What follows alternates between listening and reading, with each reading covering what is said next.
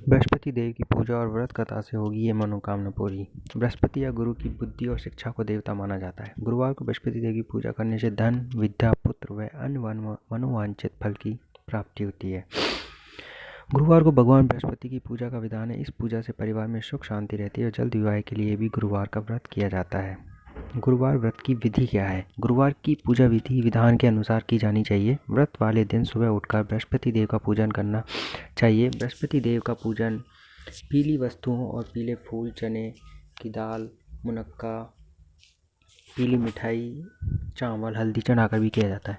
इस व्रत में केले के पेड़ की पूजा की जाती है। कथा और पूजन के समय मन, क्रम और वचन से शुद्ध होकर मनोकामना पूर्ति के लिए बृहस्पति देव से प्रार्थना करनी चाहिए। जानिए शाम के समय क्यों नहीं लगाते झाड़ू। जल में हल्दी डालकर केले के पेड़ पर चढ़ाएं और केले की जड़ में चने की दाल और मुनक्का चढ़ाएं। साथ ही दीपक जलाकर पेड़ की आरती उतारें। दिन में एक समय ही भोजन करें। खाने में चने की दाल या पीली चीज़ें खाएं। नमक न खाएं। पीले वस्त्र पहनें। पीले फलों का इस्तेमाल करें। पूजन के बाद भगवान बृहस्पति की कथा सुननी चाहिए। प्राचीन काल की बात है। किसी राज्य में एक बड़ा प्रतापी और दानी राजा राज करता था। वह प्रत्येक गुरुवार को व्रत रखता था और भूखे गरीबों को दान देकर पुण्य प्राप्त करता था। परंतु यह बात उसकी रानी को अच्छी नहीं लगती थी। वह न तो व्रत करती थी और न ही किसी को एक भी पैसा दान में देती थी और राजा को भी ऐसा करने से मना करती थी। एक समय की बात है। राजा शिकार खेलने के लिए वन चले गए थे। घर पर रानी और दासी थी। उसी समय गुरु बृहस्पति देव साधु का रूप धारण करके राजा के दरवाजे पर भिक्षा मांगने आए। साधु ने जब रानी से भिक्षा मांगी तो वह कहने लगी कि हे साधु महाराज, मैं इस दान और पुण्य से तंग आ गई हूँ। आप कोई ऐसा उपाय बताएं जिससे कि सारा धन नष्ट हो जाए और मैं आराम से रह सकूं। बृहस्पति देव ने कहा, हे देवी, तुम बड़ी विचित्र हो। संतान और धन से कोई दुखी होता है। अगर अधिक धन है तो इसे शुभ कार्य में लगाओ। कुंवारी कन्याओं को विवाह कराओ। विद्यालय, बाग बगीचे निर्माण कराओ, जिससे तुम्हारे दोनों लोग सुधरे। परंतु साधु की इन बातों से रानी की खुश नहीं हुई। उसने कहा कि मुझे ऐसे धन की आवश्यकता नहीं जिसे मैं दान दूं और जिसे संभालने में मेरा समय नष्ट हो जाए। तब साधु ने कहा, यदि तुम्हारी ऐसी इच्छा है तो मैं जैसा तुम्हें बताता हूँ वैसा ही करना। गुरुवार के दिन तुम घर को गोबर से लीपना और अपने केसों को पीली मिट्टी से धोना। केसों को धोते समय स्नान करना, राजा से हजामत बनाने का कहना और भोजन में मांस मदिरा खाना, कपड़ा धोबी के यहाँ धुलने डालना। इस प्रकार 7 बृहस्पतिवार करने से तुम्हारा समस्त धन नष्ट हो जाएगा। इतना कहकर साधु रूपी बृहस्पति देव अंतर्ध्यान हो गए। साधु के अनुसार कई भी बातों को पूरा करते हुए रानी को केवल 3 बृहस्पतिवार ही बीते थे कि उसकी समस्त धन संपत्ति नष्ट हो गई। भोजन के लिए राजा का परिवार तरसने लगा।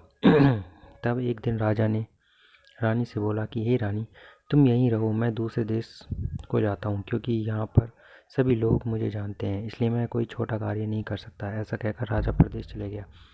वहाँ वह जंगल से लकड़ी काट कर लाता और शहर में बेचता। इस तरह वह अपना जीवन व्यतीत करने लगा।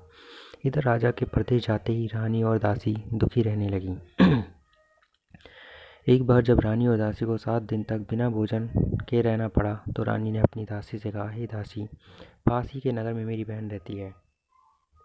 वह बड़ी धनवान है। तू उसके पास जा और कुछ ले आ, ताकि थोड़ी बहुत गुजर बसर हो। दासी रानी की बहन के पास गई।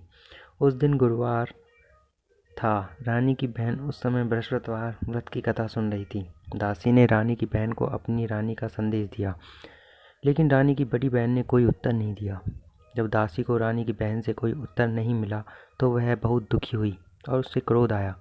दासी ने वापस आकर रानी को सारी बात बता दी। सुनकर रानी ने अपने भाग्य को कोसा। उधर रानी की बहन ने सोचा कि मेरी बहन की दासी आई थी, परंतु मैं उससे नहीं बोली, इससे वह बहुत दुखी हुई होगी।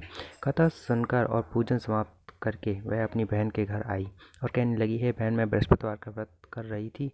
तुम्हारी दासी मेरे घर आई थी, परंतु जब तक कथा होती है तब तक न तो उठते हैं और न ही बोलते हैं, इसलिए मैंने नहीं बोली। कहो दासी क्यों गई थी? रानी बोली, बहन, तुमसे क्या छिपाऊं, हमारे घर में खाना तक अनाज नहीं था। ऐसे कहते कहते रानी की आंखों में आंखें भर आई। उसने दासी समेत पिछले 7 दिनों से भूखे रहने तक की बात अपनी बहन को विस्तार पूर्वक सुना दी। रानी की बहन बोली, देखो बहन, भगवान बृहस्पतिवार सबकी मनोकामना पूर्ण करते हैं। देखो शायद तुम्हारे घर में अनाज रखा हो।